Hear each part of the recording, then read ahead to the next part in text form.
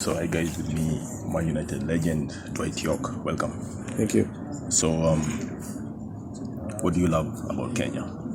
Well, as I said, I've been here one time before. Maybe someone remind me. It was 2013 I came, but I only came for literally 24 hours, so I didn't get to see Kenya as I would like to. This time I've come for a couple more days, although it's been kind of full on, sort of in and out, doing some media work, as you can tell. Yeah. Still not been able to see the city or see much of Kenya, but so far, being here, the people, the food, it's been very nice, very welcoming, so there's no problem in that department. Cool. You're from Trinidad and Tobago. How do you compare the football structure back there and the one in Kenya or Africa? I don't know the structure here. I think that for a big country like Kenya with 45 million people, I think that you ought to be doing much better. I think Wanyama is a prime example.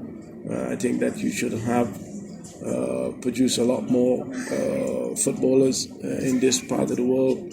Whether there is lack of discipline or lack of structure, I'm not sure where you are with this and why you're not producing much more world-class footballers. But where I come from, as I said, we're only a small country, so there's not that much structuring to do. Kenya, with a vast continent like Kenya with 45 million, there's a lot more work needed to be done, and certainly you should be producing far more players than you are producing at the moment. Yeah, it's a fact that Africa is producing quality, but not so much quality. So I think Africa on the continent is producing quality. I think you look at Salah and certainly Mane at the moment, they're flying the flag. In the past, you got Drogba, Okocha, you got Kanu, Drogba, Etu. So you have produced a lot of world-class players before you bore. So those type of players been always granted, just not a lot more, because African continent is, we're talking millions and millions and millions of people.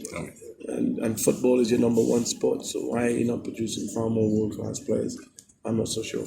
Yeah, you mentioned a couple of world-class players from Africa, but who among them would you consider the greatest to ever step in the Premier League? George Weah.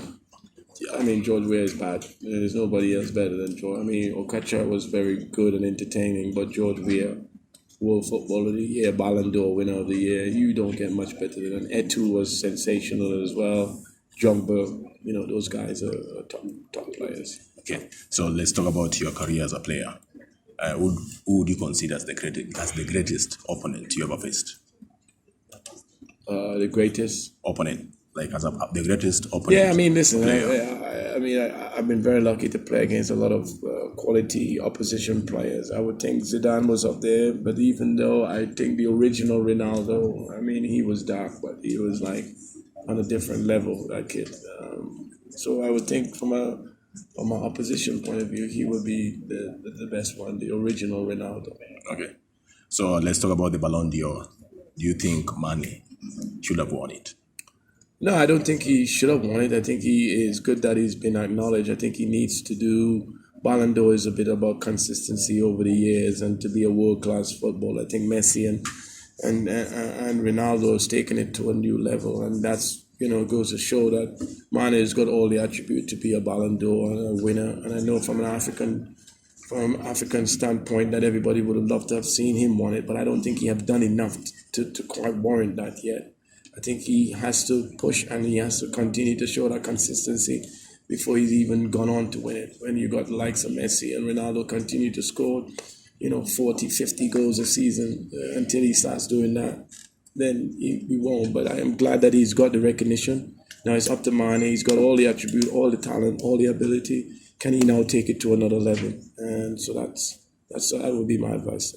Okay, apart from Wanyama, any Kenyan footballer out there that you are doing great things? No, I don't really know. I think Wanyama was the one that, when he came on the scene, everyone was talking huge about him and a lot of expectation about him.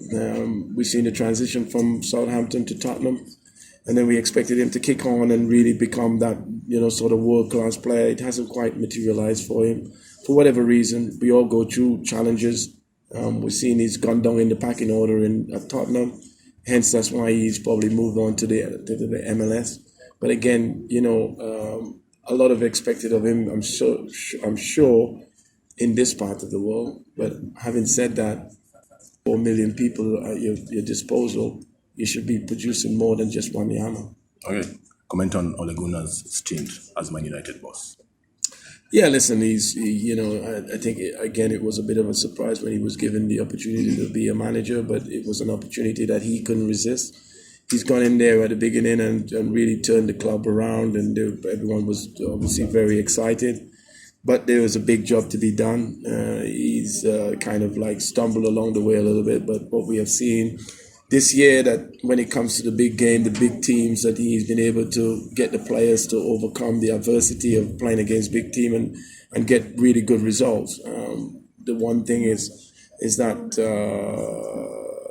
the lesser teams, or the lesser so-called teams, so to speak, we haven't been able to produce the goods on a consistent level. So that's something that he probably will be frustrated about. But yet, as I said, where we are is not where we want to be now. I think we'll be judged more at the end of the season. If we don't finish up in the top 4, I think that's when he'll be judged. But until then, you ought to give him the opportunity to try and get the team into a very, I would say, in the Champions League's place, because that's what United has always been. And to go another season without Champions League football would be probably a failure in our eyes. Okay, last question. So music and football, kind of go hand in hand. Yeah. Which are those 3 tracks that you listen to while training, or that you still listen to? Yeah, listen, I grew up in the era of Biggie Small and, Tupac and those type of guys, and Jay-Z, and, coming from the Caribbean, of course, reggae music is big on the scene. Bob Marley and Ziggy Marley and Sanchez and those type of guys are music of real deep history that is very close to me. So those are the type of music I will kind of listen to, and even to this day still does listen to. Thank you so much, and enjoy your time in Kenya. Pleasure, bro.